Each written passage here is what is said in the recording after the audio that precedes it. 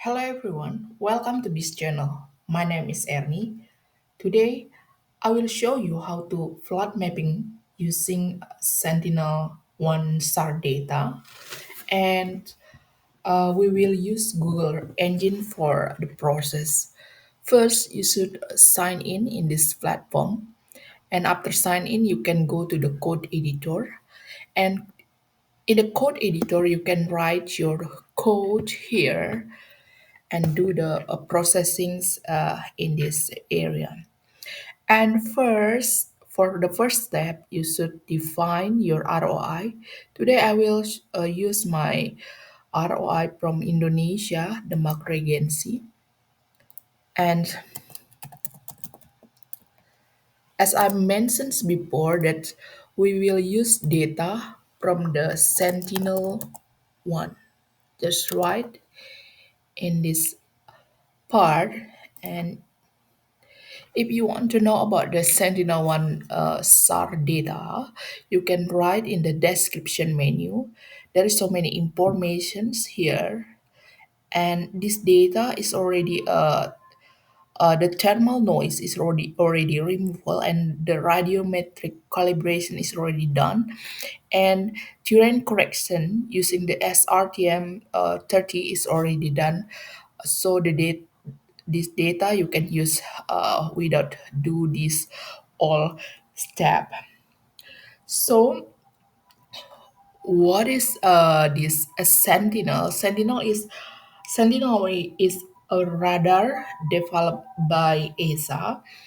Unlike the optical satellite, radar satellite like this Sentinel-1 can see through clouds and the darkness, so it making it perfect for the flood detections. We know that when the flood happen, there's so many clouds, so if we use the optical data, we will be difficult to find which area it's which flooding. So this data set is very helpful to define which area even there is cloud in that area. So and how it's the mechanisms. So the mechanisms of the radar data. So there is signal from the satellite, and it's sent to the Earth, and and after that there is a signal back to the satellite. That's the mechanisms.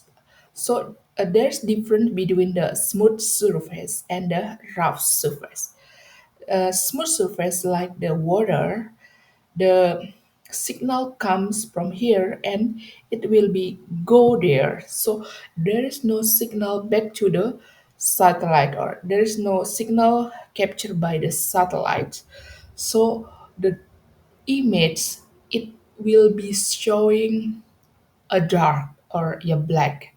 So that's for the smooth surface. But for rough surface like land dry, there is so many what is the bounce or signal um, back to the satellite. So the image will be look bright.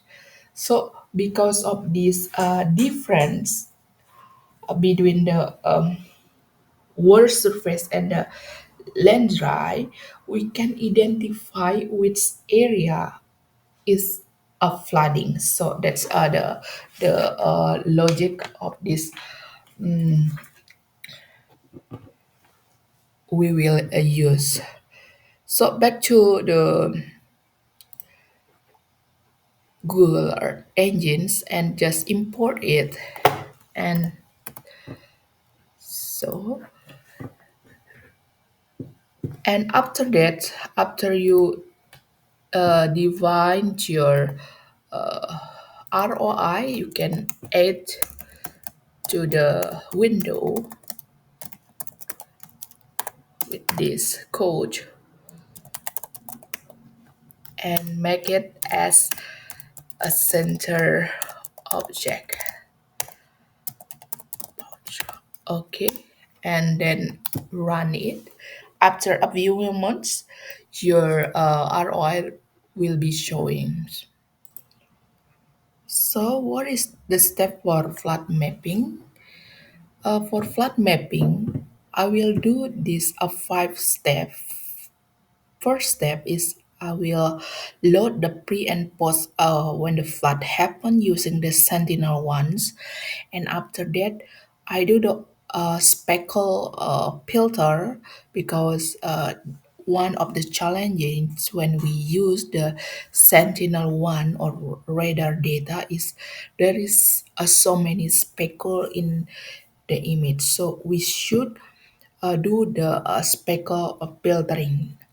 And after that, for detect the water, I will use VV polarizations and do the calculate the differences between the flood and during the flood and do the visualizations. And this is I have already done with the my ROI and just run it. So what is in this code is so this is the code I use the Sentinel ones, and for the wet seasons I will use the the date is in the March, because in this area there's flooding in March 2023, and in this area dry seasons happens in the August, so I will use this date. And after that, this is for the uh, detect the water. So I have already tried with the an inspector to try the which ones the waters. So the image is less than 15, it's water. So you can define your ROI by yourself for this value. Maybe in your area it will be different. And after that, I do the so dry season and when the flood. So because all the image you can see, this is when the flood happens.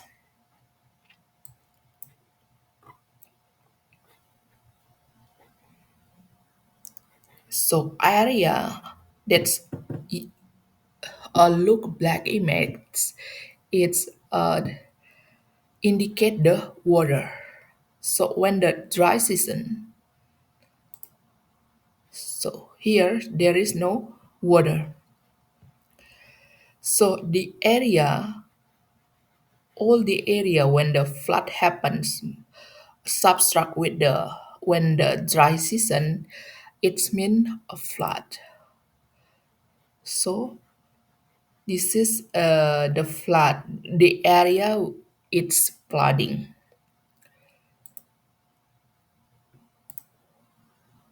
So you can see